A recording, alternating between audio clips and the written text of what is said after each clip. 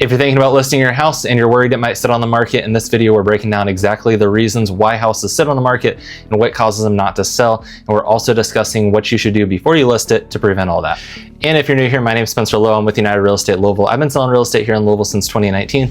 Make sure you click that subscribe button and the bell notification so you don't miss any of my market updates, buyer and seller tip videos, or just general real estate content that I post on this channel.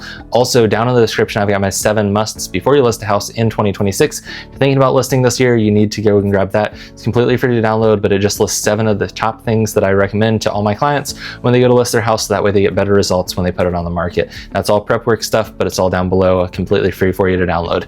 Also, if you are thinking about selling and you want to do a free seller consult with me, I've got 2 options. I've got my cell phone number down below, so you can text me, call me, email me, whatever. All that stuff's down below. And then also I've got a link to schedule a Zoom call with me. So if it's 3 in the morning and you want to schedule a Zoom call, jump down there and go to that website and you'll be able to schedule a call with me. I'll automatically send you a Zoom link and we'll be able to connect that way. With all that being said, let's jump into the video. Now, when it comes to listing your house, you want to set yourself up for success. And so what I focus on is mainly just 3 items. And these items, they're kind of tip of the iceberg. Some of them are a little bit less tip of the iceberg than the others, but it's really important to kind of focus on all 3 of them at the same time. Now, the first one that we're going to talk about is the actual prep work of the house. Now, when it comes to prep work on the house, I've got a dozen videos on staging the house, curb appeal, focusing on cleaning it, maybe cleaning the carpets, different things like that have a huge impact. Making sure the house smells good, making sure that, we remove a lot of the furniture. It's hard to see the house when you got all the stuff there. It also makes the house feel a lot smaller than what it actually is when you've got a bunch of stuff inside of it. So go and remove about, 30 to 50% of the stuff that's in the house. It's gonna make the house feel a lot bigger and a lot more welcoming. And also just, people will be able to see themselves living there because it doesn't feel like it's crowded. The other thing that we wanna focus on is obviously we wanna make sure that we fix all the little repairs. The door handle went through the wall. We want to make sure that we patch that. We also want to make sure we fix the leaky faucets and any electrical issues, different things like that are going to have a big impact. But all that prep work is one of the first things that we need to focus on. So remove half the stuff that's in the house, extra furniture. If we've got 4 couches in the living room, we probably don't need 4 couches. And we'll be, being 100% honest, you step back and, don't imagine yourself living there, but you show up to somebody else's house, they've got 4 couches in the living room. It's probably going to feel like that living room is way smaller than what it would feel if there was only 1 couch in that living room. So remove a lot of the extra furniture, get a storage unit, put it someplace else, just that way the house feels a little bit bigger. Make sure we clean it out, clean up. Just make sure that the house is clean and warm and welcoming. Want it to smell good. We want to focus on the carpets. Maybe we get those professionally cleaned. Open up all the windows, turn on all the lights. And then the other thing that I like to tell people to do is go through and take cell phone photos of every room in the house, from the front yard to the backyard, everything. We want to take cell phone pictures of all of it. And then what I want you to do is go through those cell phone pictures. And here's the thing, we're not putting these anywhere, but what we're doing is we're seeing how photogenic the house is and figuring out what we can do to make the house more photogenic. Different things that you typically will find is if you take a picture of your kitchen, you can be standing in your kitchen and you're like, oh, the countertops look great, everything in the kitchen looks awesome.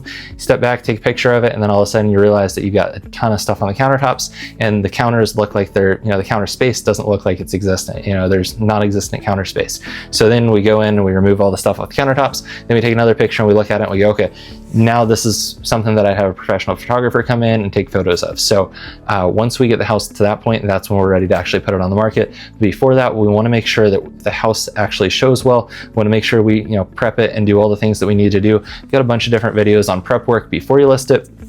When it comes to the curb appeal and the staging and things you need to fix and all this different things like that. So go and check those videos out. But the main thing with this one is our prep work is going to be positioning the house to win, so that way we're the most open to as many buyers as possible. The more unique a property is, the harder it is to sell because it's going to take the right buyer.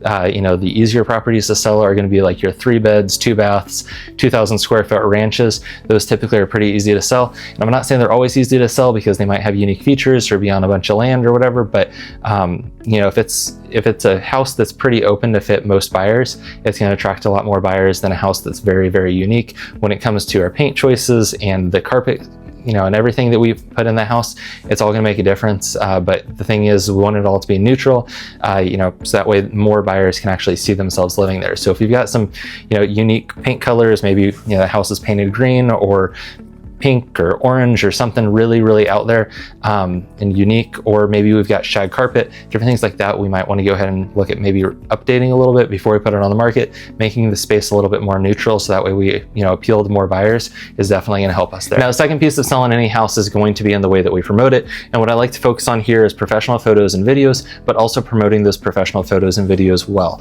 So first thing is professional photos and videos. Want to make sure that we're showing the house off in the best light possible. We've all seen bad pictures of ourselves and it doesn't even look like us. So why would we do that to our house and then put it online and try to get people to come in? One, the house could look horrible in the photos but great in person, or vice versa. The house could look horrible in person but look great in photos, and then people get there and they're like, this doesn't even look like the same house, and they're more disappointed that they showed up expecting something completely different than what they actually saw. So want to make sure that we get the right photographer to actually capture the house in its correct state, and then also want to put it in the best light possible. Same thing with videos. Want to make sure that it shows the house off in the best light possible, but also in a way that when buyers show up, they feel like they actually saw the same house they saw pictures of. We want to make sure that those two click for them, because the buyers that are shopping online, most buyers are looking at all the photos and videos online before they even step in the door. So we want to make sure that those photos and videos bring them in. We also want to make sure that those photos and videos don't bring them in and then have them disappointed. Now, the other part of that is we want to make sure that we're promoting the house, whether that's postcards, newspaper ads, social media, whatever it is. We just want to make sure that it's actually being pushed out there to people, so that way it's being put in front of new people. Personally, I like to focus on my social media ads, my Facebook, Instagram, and YouTube ads. That way I can get the house in front of as many eyes as possible, specifically in a 5 to 15 mile radius of the house is really important, because most people move in about 5 to 15 mile radiuses. And then we want to make sure that we're promoting it in the best light possible using our professional videos. So that way, we can get thousands of views on them in the course of a couple days. And hopefully some of those people will come and take a look at it. And then hopefully we get some offers from those people. Obviously, with any advertising, you can't guarantee anything, but the more people that we have see the house online, the more people are going to be interested in seeing it in person, and then the more people that see it in person hopefully means the more offers that we have. So that's kind of the general thought, is get as many eyes on it as possible. That way more people can see it in person and more people can make offers on it. And the last piece of selling a house and making sure that it sells quickly so it doesn't actually sit on the market is going to be in our pricing of the house. Now, here's the thing. Pricing the house correctly from the start is always going to be your best bet. If you overprice it and kind of give yourself a buffer so that way you have room to negotiate, it doesn't typically work, especially in today's market. People aren't necessarily coming in making $100,000 below asking price offers. A lot of buyers are actually afraid to negotiate in today's market, because if a house is listed at this, that's what it's selling for, so they think they have to give the listing price. And so knowing that buyer psychology, that most buyers are kind of throwing in offers that are at list or right around list, slightly under sometimes, but pretty close to listing price, is really important. So, price it correctly from the start is going to give you better results. The worst thing we can do is overprice it and then have it sit on the market for 2 to 3 months and then do a price adjustment, because then it's been on the market for 60 to 90 days and buyers can see that. So when the buyers see that and now it's priced correctly, they go, what's wrong with it? Why hasn't it sold? It's been on the market for 60 to 90 days. It's the correct price for that area. It's got this many bedrooms, this many bathrooms. It looks just like the one down the street that sold for this price, 2 months ago. Why has this one been sitting the entire time for 60 to 90 days? Something's clearly wrong with it. I'm not even going to go take a look at it. So then we have to drop the price even more to get them to come take a look at it. And once they take a look at it, they realize there's nothing wrong with it. So then they're ready to make an offer. But we need to make sure that we're pricing it correctly, so that way we don't have to do price adjustments. It also keeps it from sitting on the market for 60 to 90 extra days.